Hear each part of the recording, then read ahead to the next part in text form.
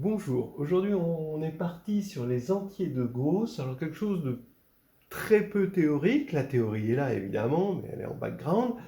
Ce qu'on va faire c'est très pratique, c'est complètement voilà, des petits calculs, mais entre amis, rien d'officiel.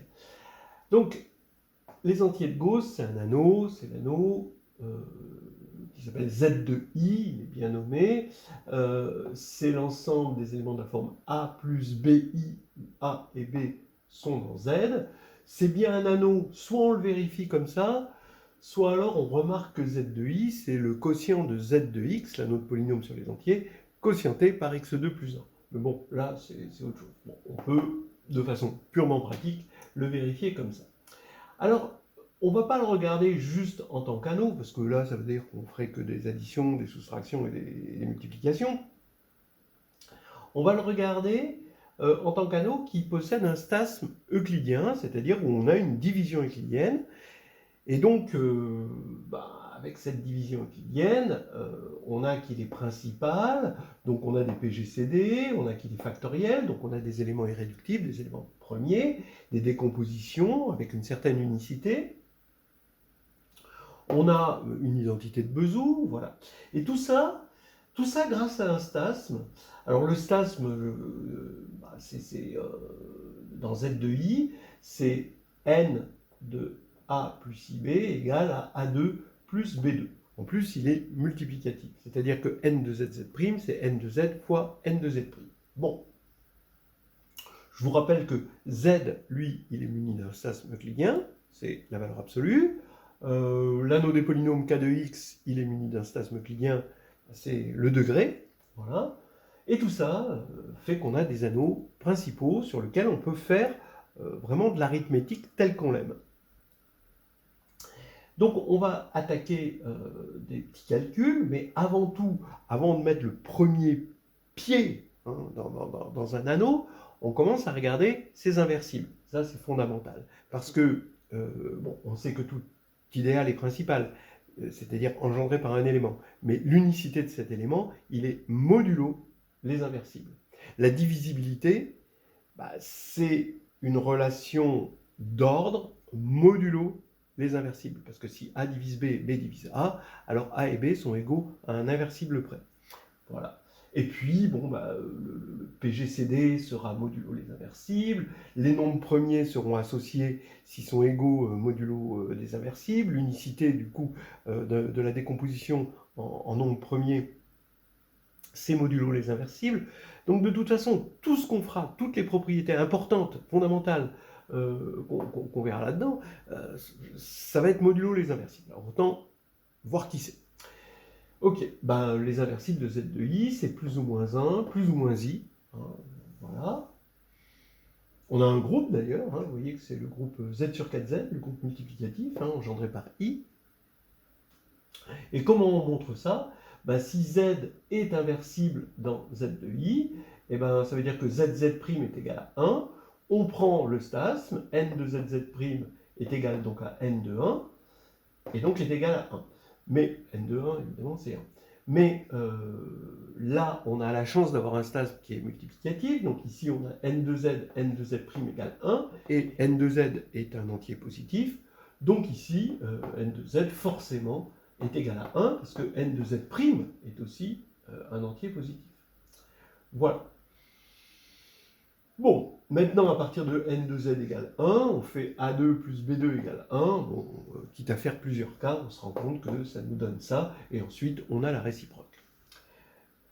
Alors, regardons un petit peu des nombres premiers.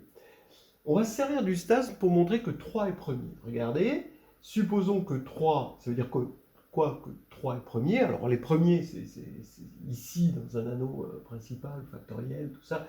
Les premiers, c'est les irréductibles. Donc les éléments qui ne se décomposent pas trivialement en Z fois Z'. Donc 3 est irréductible, c'est-à-dire que si 3 est égal à ZZ', alors soit Z est inversible, soit Z' est inversible. Alors montrons-le. Si 3 égale à ZZ', on prend la norme, ça fait norme de Z égale norme de 3, c'est-à-dire 9. Mais si on veut supposer z et z' non inversibles, ça veut dire que norme de z et norme de z' sont différents de 1, d'accord, d'après ce qu'on a l'étude précédente, eh bien ça nous fait que forcément pour décomposer 9, c'est 3. C'est-à-dire que norme de z est égale à norme de z' est égale à 3. Or, A2 plus B2 égale 3 n'a pas de solution dans Z. Vous pouvez le vérifier. Donc, ça veut bien dire que 3 est irréductible, il est premier. Voilà. Maintenant, 5, lui, n'est pas premier. Parce que regardez, 5 c'est 2 plus i facteur de 2 moins i, et la norme de 2 plus i est égale à 5. Bon, donc en fait, 2 plus i n'est pas inversible parce que sa norme est différente de 1. Et pareil pour 2 moins i. Remarquez entre parenthèses que non seulement ça prouve que ici on a 5 qui n'est pas premier, mais j'affirme que ceci est la décomposition de 5 en nombre premier. Alors regardez, d'abord 2 plus i est premier, puisque sa norme est égale à 5, et que 5 est irréductible, exactement comme ici, on montrerait que 2 plus i ne peut pas se factoriser en z fois z', et 2 moins i non plus. Mais là, il faut faire attention un petit peu, parce que les nombres premiers associés ne sautent pas aux yeux forcément. Il faut vérifier que 2 plus i et 2 moins i, c'est des nombres premiers différents, mais vraiment différents, c'est-à-dire différents à un inversible près. Effectivement, comme on connaît les inversibles, on voit bien que 2 moins i n'est pas égal à 2 plus i fois plus ou moins i ou plus ou moins 1. Voilà. Donc ici, ça veut dire que on a bien une valuation 1 et une valuation 1 ici. Par exemple, on aurait un mirage, en quelque sorte, en écrivant 2 égale 1 plus i facteur de 1 moins i, en se disant, tiens, bon, lui, il est de norme 2, donc forcément, il ne peut pas se décomposer exactement comme ici, hein. Il ne peut pas se décomposer, et lui, non plus. Donc lui est premier. La réponse est oui. Mais en revanche, ils sont premiers associés, eux. Parce que quand je vais multiplier 1 plus i par moins i, qui est un inversible, je vais tomber sur lui. C'est-à-dire que lui, c'est moins i fois 1 plus i au carré. Et la décomposition de 2 en nombre premier, c'est 1 plus i avec une valuation 2. Voilà. Vous allez me dire, pourquoi je choisis 1 plus i par rapport à 1 moins i? J'aurais pu dire, oui, c'est 1 moins i au carré fois, cette fois-ci, i. Oui, pourquoi pas? De la même manière que dans Z, on va choisir un représentant plutôt positif, quand on va dire les nombres premiers, c'est 2, 3, 5, mais on ne dit pas c'est moins 3, moins 5. Alors que moins 3 et moins 5 est irréductible aussi. Hein, c'est premier, c'est irréductible. Mais on les tient pas en compte. Eh bien, on va plutôt prendre nos nombres premiers, nos représentants modulo les inversibles, dans le premier cadran. Donc, quand A est positif et B positif. Voilà. Donc c'est pour ça que je choisis 1 plus i. Voilà. Bon. Ok. On n'est pas obligé non plus. Hein. Donc, voilà pour 5, voilà pour 2, hein, et voilà une petite subtilité. Maintenant, on continue. La division euclidienne. On va faire la division euclidienne de 3 par 1 plus i. Bon, alors comment on fait une division euclidienne dans Z de i? La première chose, c'est qu'on quotient. Donc on fait 3 sur 1 plus i, et on regarde ce que ça donne. Mais ce que ça va donner, ce ne sera pas dans Z de i, ce sera dans Q de i. Ici, vous multipliez par la quantité conjuguée 1 moins i, vous allez avoir 3 demi moins 3 demi de i. Bien. Et maintenant, donc voilà 3 demi, ici c'est 3 demi, et là c'est moins 3 demi. Voilà. Eh bien, qu'est-ce que je vais prendre dans Z de i, qui est le plus proche? Donc on voit bien qu'on n'est pas tombé sur une maille du réseau. Hein. Je vais devoir prendre un élément de Z de i le plus proche de lui. Mais vous voyez, ça c'est intéressant. C'est que là, des plus proches, on a le choix entre 4 possibilités, parce qu'on est tombé en plein milieu.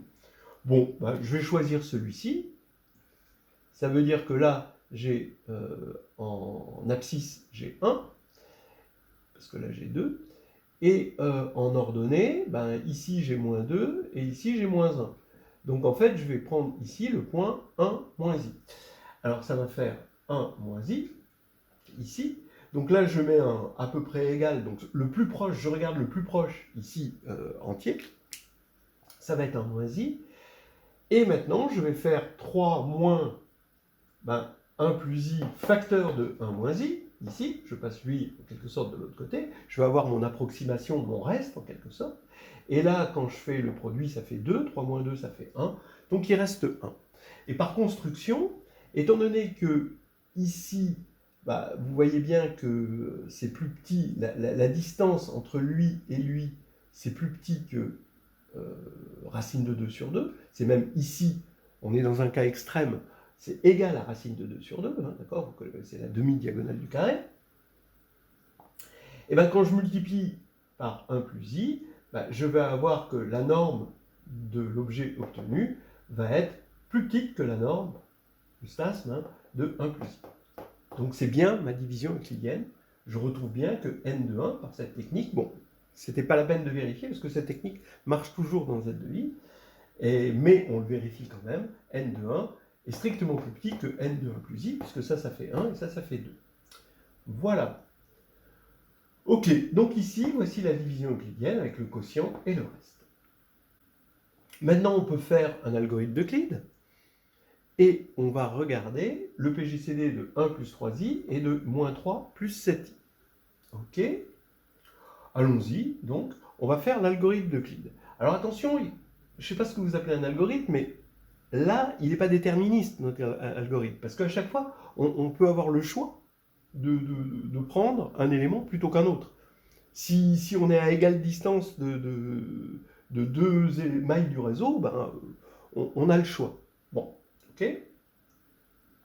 Alors allons-y. On prend moins 3 plus 7, alors on va faire la division euclidienne de lui par lui, on fait moins 3 plus 7i sur 1 plus 3i. Je multiplie par la quantité conjuguée ici, je tombe sur 20 sur 10, c'est-à-dire 2, plus 16 dixièmes de i. Donc 2, je le laisse parce qu'il est entier. 16 dixièmes, je prends le plus proche, c'est 2. Ça fait 2 plus 2i. Voilà. Donc maintenant, je vais regarder lui, le reste de la division. Donc ça va être le quotient, hein, et le reste de la division euclidienne, ça va être lui moins lui fois lui. Voilà. Donc ça fait ça, moins ça, et je tombe sur... Donc je fais le calcul, je tombe sur 1 moins i. Voilà. Donc là, j'ai fait la division de ça par ça. Vous vérifiez, le reste, c'est 1 moins i. Maintenant, il faut que je fasse la division, si je veux mon algorithme d'Euclide, il faut que je fasse la division de 1 plus 3i par 1 moins i. Et quand je fais la division par 1 moins i, je multiplie en haut et en bas par 1 plus i, quand j'ai quotienté, ça fait 2. Et en fait, je vais tomber, quand je vais multiplier, sur moins 2 plus 4i. C'est-à-dire deux éléments pairs. Et quand je vais diviser par 2, ça fait moins 1 plus 2i. C'est-à-dire que ma division euclidienne, ça y est, c'est 1 plus 3i égale 1 moins i facteur de moins 1 plus 2i, plus 0. Le reste est nul. Alors vérifiez-le, hein. On a moins 1, plus 2, ça fait 1. Et puis là, 2, plus 1, ça fait 3. Oui. Donc c'est bon. Hein. On a ça. Ça veut dire, si vous connaissez l'algorithme d'Euclide, que le PGCD, c'est le dernier reste non nul, en quelque sorte. Donc c'est 1 moins i. Alors, évidemment, hein, on peut se poser la question, si on avait fait un autre algorithme d'Euclide, puisque je vous ai dit, dans les algorithmes, là, il y a un choix, hein, on serait tombé sur quoi? Est-ce qu'on serait tombé sur la même chose? Non. On serait tombé sur un élément associé. Voilà. On serait tombé peut-être sur i fois ça, ou l'opposé fois ça, ou moins i fois ça, ou lui-même, bien sûr, hein, possible. Bref, on a 1 moins i, c'est le PGCD, unique, modulo, les inversibles. Hein, voilà. Alors, on aurait pu, évidemment, prendre 1 plus i, hein, 1 plus i, si on aime voir, vous voyez, un PGCD dans l'anneau des polynômes, c'est il est unitaire. Dans l'anneau des entiers, bah, il est positif. Bah, là, on peut essayer de faire en sorte qu'il soit dans le premier cadran. Et là, dans ce cas-là, on prendrait 1 plus i, histoire d'avoir un critère d'unicité. Ok. On a des PGCD, on a Bezout, donc on a trouvé, là par exemple, on a, vous voyez la belle identité de Bezout qu'on a ici. Hein, voilà. Il est factoriel, on a une décomposition, on a des éléments premiers, on a une décomposition non premier, bon voilà, on a tout ça. Maintenant, qu'est-ce qu'il nous reste à regarder quand même? Il nous reste à regarder les quotients. Hein, on va attaquer les quotients. Bon, alors, avant d'attaquer les quotients, remarquons la chose suivante. Si z est premier, voilà, z est premier, comme 3, comme 2 plus i, comme 1 plus i, etc. Alors, z de i, quotienté par l'idéal engendré par petit z, j'affirme que c'est un corps. Pourquoi? Bon, on sait que c'est un anneau, parce que quand on a un anneau et qu'on quotiente par un idéal, c'est fait pour ça l'idéal, c'est pour que quand on quotiente, on obtienne un anneau. Ok. Donc maintenant, à quelles conditions c'est un corps? Ben, si tout élément non nul est inversible. Donc je prends un S bar dans le quotient, et je suppose qu'il est non nul, il faut montrer qu'il est inversible. Mais S bar, comme il est non nul, ça veut dire, juste par définition, que Z ne divise pas S. Maintenant, on regarde le PGCD de Z et de S, je peux parler de PGCD dans ce contexte. Eh bien, I divise Z, mais comme Z est premier, c'est 1 ou Z, d'accord? Et c'est pas Z, parce que Z ne divise pas S, donc c'est 1. Donc ici, le PGCD, c'est 1. Voilà. Là, ici, on s'est servi du fait que Z était premier. Et maintenant ben, puisque le PGCD est égal à 1, on a Bezout, comme on a eu ici, on a US plus VZ égale 1, ça c'est une identité de Bezout entre S et Z qui sont premiers entre eux. Donc je mets la barre dessus, ça fait ici, quand je prends la barre, ça fait 0 parce qu'on est modulo Z, ça fait U bar S bar égale 1 bar. Donc S bar est inversible. Donc on a vu que c'était un corps parce que tout élément non nul dans le quotient est inversible. Par exemple, si on veut regarder 1 plus i et on veut regarder l'inverse de 1 plus i modulo 3, regardons ici, c'est ici l'identité de Bezout qu'on a là. On regarde modulo 3, ça disparaît, et on voit que moins 1 plus i, c'est l'inverse de 1 plus i. Voilà. Donc c'est juste un exemple. Voilà, maintenant, on va regarder visuellement ces quotients. Hein, ça va être intéressant dans des petits exemples entre amis. On garde contact. Alors, donc on a dit, bon, comme 3 est premier, ben, Z de i sur 3 est un corps. Bon, on va regarder de plus près ce corps. D'abord, ça veut dire quoi? Ça veut dire qu'on prend les éléments A plus BI, hein, mais on les regarde modulo les multiples de 3, c'est-à-dire les éléments de la forme 3 fois un élément de Z plus I. Bon, donc ça veut dire que on regarde A modulo 3 et B modulo 3. Hein. Ça veut dire que c'est l'ensemble des éléments de la forme A bar plus B bar I, où A bar c'est A modulo 3 et B bar c'est B modulo 3. Hein. Alors, regardez, vous voyez qu'on a 9 éléments. Hein. On va regarder donc A modulo 3, ben, on va prendre bon, les meilleurs représentants. Hein. On pourrait les prendre positifs, 0, 1, 2, mais on aime mieux quand même moins 1, 0, 1, quelque chose qui est centré sur 0. Et, mais aussi, c'est ce qu'on ferait a priori ou pas sur Z, si on devait regarder Z sur 3Z, on prendrait comme représentant moins 1, 0, 1. Ou 0, 1, 2, mais bon, c'est moins malin. Là, on fait la même chose, mais sur l'axe des X et sur l'axe des Y. Donc voilà les 9 points qu'on obtient. C'est des représentants modulo 3, Z2. Alors il faut imaginer que Z est recouvert comme ça de carrés de taille 3, hein, comme ça, c'est un pavage, et qu'on va prendre un pavé qui représente tous les pavés. Alors regardons ces éléments, 0, 1, moins 1, moins 1, moins i, 1, moins i, moins 1 plus i, 1 plus i. Les voilà, ils sont tous là. Eh bien, comme c'est un corps, ça veut dire que tous les éléments non nuls sont inversibles. Hein, on a vu par exemple que 1 plus i, son inverse était moins 1 plus i. Hein, alors évidemment, modulo 3, hein, quand vous faites 1 plus i fois moins 1 plus i, eh bien, dans z de i, ça fait moins 1 moins i, ça fait moins 2, mais modulo 3, ça fait 1, évidemment. Bien, on sait que le groupe multiplicatif, donc les éléments non nuls hein, d'un corps, ça forme un groupe multiplicatif qui est cyclique quand il est fini. Hein. Et bien là, comme il a 9 moins 1, parce qu'on a enlevé 0 éléments, ça fait 8 éléments, ça veut dire qu'il est isomorphe. Bon, j'exagère un peu, j'abuse à mettre une égalité, c'est un isomorphisme, avec z sur 8z, il est cyclique. Ça veut dire qu'il y a un élément, au moins un élément, d'ordre 8. Alors quand je dis un élément d'ordre 8, là je suis en dessous de la vérité.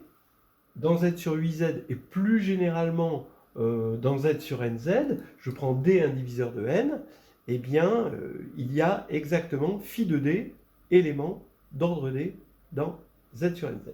Alors ça veut dire qu'ici j'ai des éléments d'ordre 1, 2, 4, 8 là-dedans, donc là-dedans.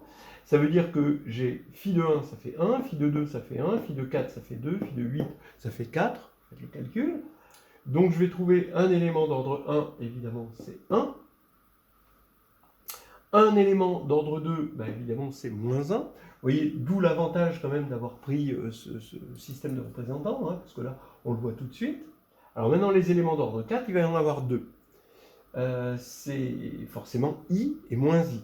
Donc vous prenez i au carré c'est moins 1, qui est d'ordre 2, donc lui i va être d'ordre 4, et pareil pour lui.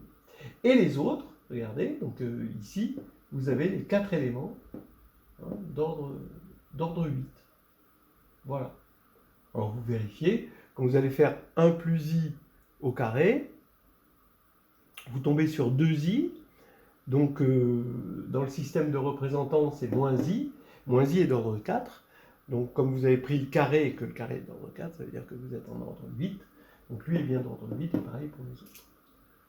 Voilà, alors qu'est-ce qu'on a vu? Ce qui est intéressant dans Z de I, c'est qu'on arrive à voir F9. C'est-à-dire, on sait, bon, ou pas, mais en tout cas, c'est vrai. Il est vrai qu'il existe à un isomorphisme près un unique corps de cardinal 9, et on l'appelle F9. Et bien ici, comme on a un corps de cardinal 9, c'est lui, c'est F9, et on le voit concrètement, F9, de nos yeux éblouis. Voilà. Maintenant, si on avait fait la même chose avec 5 au lieu de 3, 5 n'est pas premier, c'est ce qu'on a vu tout à l'heure. Donc on aurait fait pareil pour le système de représentants, ça aurait été pareil. Mais maintenant, les éléments non nuls sont pas forcément inversibles. Donc on va regarder les non inversibles, c'est-à-dire ce qu'on appelle les diviseurs de 0. Évidemment, vous avez 0. Vous avez 2 plus i, parce que 2 plus i fois 2 moins i, ça fait 5. Hein, donc ça fait 0 modulo 5. Donc lui, c'est un diviseur de 0. 2 moins i aussi, c'est un diviseur de 0. Et quand on va regarder tous les diviseurs de 0, donc les multiples de 2 plus i, il y en a forcément 5. 1, 2, 3, 4 et 5, parce qu'on prend l'opposé aussi. Et là, les multiples de 2 moins i, là, ici, et ces 5 là, voilà. En fait, il va y avoir exactement 5 diviseurs de 0. Alors, si on veut les comprendre un peu mieux, les diviseurs de 0, bon, on peut vérifier hein, que tous les autres sont inversibles, hein, tous les autres vont être premiers avec 5, hein, tous les autres éléments. Mais regardez, vous avez z de i quotienté par 5, étant donné que 5 se décompose en deux nombres premiers non associés, 2 plus i et 2 moins i, vous avez un lemme chinois ici. Donc ici, vous allez avoir un corps, parce que 2 plus i est premier, et là un corps d'ordre en fait 5, parce que là 25, ça va correspondre par symétrie à 5 fois 5. On a 25 éléments, je ne l'ai peut-être pas dit, mais voilà. Donc là c'est 5 fois 5. Et comme on a un corps, les éléments non inversibles, ça va correspondre à quand on tombe sur 0 ici et quand on tombe sur 0 ici. Donc ça va être ça, hein, d'accord? Donc ça c'est F5, union, F5, croix, 0. Donc ici il y en a 5, plus 5 ça fait 10, mais on a compté 2 fois 0, croix 0, donc le vecteur nul ici, et là ça nous fait 9. Donc c'est les 9 éléments qui sont entourés là. Vous pouvez voir d'ailleurs au passage que si vous prenez les éléments inversibles ici, alors ici on a un corps, et les éléments inversibles, il va y avoir 4 éléments ici, hein, parce que c'est F5 étoile, et ici 4 éléments, 4 fois 4 ça fait 16, donc c'est les 16 éléments en noir ici, hein. Mais on a mieux, c'est-à-dire que ici en tant que groupe multiplicatif, c'est F5 étoile, ou Z sur 5Z étoile si vous préférez, croix Z sur 5Z étoile. Comme Z sur 5Z étoile est d'ordre 4 et qu'il est cyclique, eh bien ça fait Z sur 4Z, croix Z sur 4Z. Voilà. En gros, c'est assez rigolo, mais ici on a du Z sur 4Z, croix Z sur 4Z. Ce qui va faire, après vous pouvez le démontrer autrement si vous voulez, mais ce qui va faire que quand on prend un élément ici inversible, voilà, on le prend inversible, donc on le prend parmi les noirs, les non rouges là, et on met à la puissance 4, ici, et bien ça va faire 1 modulo 5. Vous voyez, c'est un espèce de théorème de Fermat, hein, si vous voulez. Au lieu que ce soit A puissance P moins 1 égale 1 modulo P, bah, on a encore modulo P, mais on est dans Z de I. C'est assez drôle, j'aime bien. Ça veut dire qu'on a des théorèmes assez généraux d'arithmétique qu'on peut obtenir un petit peu comme ça, en remplaçant 5 par d'autres nombres. Je ne sais pas si ça mène bien loin, mais en tout cas, c'est rigolo. Bon. Maintenant, ici, on a parlé de Z de I quotienté par 2 plus I, qui est un corps à 5 éléments. Alors là, ça veut dire que, qu'est-ce que c'est que l'idéal engendré par 2 plus I? Alors là, c'est intéressant. Parce que finalement, ça nous fait réfléchir à ce qu'est un idéal. Un idéal, c'est un sous-groupe additif, stable par multiplication par l'anneau. Mais à partir du moment où c'est un sous-groupe additif, ça veut dire qu'il est stable par multiplication par Z. Maintenant, pour être stable par multiplication par l'anneau, il suffit qu'il soit stable par multiplication par I. Ce qui veut dire que il suffit, pour avoir un idéal, d'obtenir un sous-groupe stable par multiplication par I. Ça veut dire que quand j'ai 2 plus I, dedans, ben, il faut que j'ai aussi 2 plus I fois I. 1 moins 2I.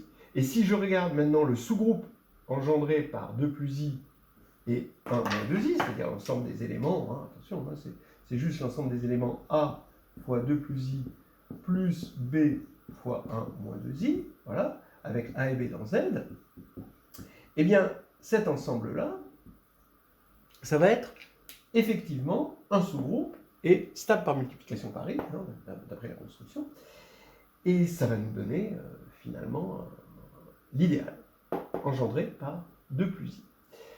Donc, je vais regarder ce sous-groupe. Donc, ça veut dire que je regarde, vous voyez, vous prenez, voilà, 0 est là, hein, vous prenez 2 plus I, vous prenez 1 moins 2I, ici, et vous regardez le réseau, toutes les mailles engendrées par ça. Donc, vous avez ce carré, là, qui cette fois-ci, au lieu d'être bien tout droit, il est un peu incliné, mais vous pouvez mailler, hein, tout avec ce carré. Et modulo ce carré, bah, ce qui va rester, c'est les 5 éléments qui sont 1, 2, 3, 4, 5. Hein. Je ne reprends pas ces sommets, parce que ces sommets, finalement, modulo 2 plus I, modulo l'idéal, c'est 0. Donc vous avez ces 5 éléments. Et là, vous avez un corps. Là, vous avez un corps. Alors, on peut regarder ce corps. C'est le corps à 5 éléments, donc c'est isomorphe à Z sur 5Z. Donc, le groupe multiplicatif, donc vous avez 0 et les éléments inversibles. Tous ces éléments sont inversibles. Le groupe multiplicatif, ben, ça va être il va avoir 4 éléments. Donc ça va être isomorphe au groupe additif Z sur 4Z. Donc vous allez avoir l'unité, évidemment, donc ça c'est l'élément d'ordre 1. Lequel c'est l'élément d'ordre 2? Ben, ça va être lui. Alors regardons donc 2 moins i au carré, ça fait 4 moins 1, ça fait 3, moins 4i. Voilà, et j'affirme que ça fait 1, c'est-à-dire que ça c'est 1 plus 2 moins 4i. Et ça c'est 2 facteurs de 1 moins 2i, 1 moins 2i qui est nul. D'accord? Oui, c'est nul. Donc ça fait bien 1. Voilà, hop. Donc, lui, c'est l'élément d'ordre 2, lui, l'élément d'ordre 1, évidemment, c'est 1. Hein. Et ces deux-là, ça va être les éléments d'ordre 4. Par exemple, ici, vous avez 2. Quand vous faites 2 au carré, bon, bah, 2 au carré, ça fait 4. Donc, ça fait modulo lui, 4. Ça fait moins 1. Et donc, il faut élever encore au carré pour avoir. Voilà, c'était des petits calculs entre amis. Et c'est fini.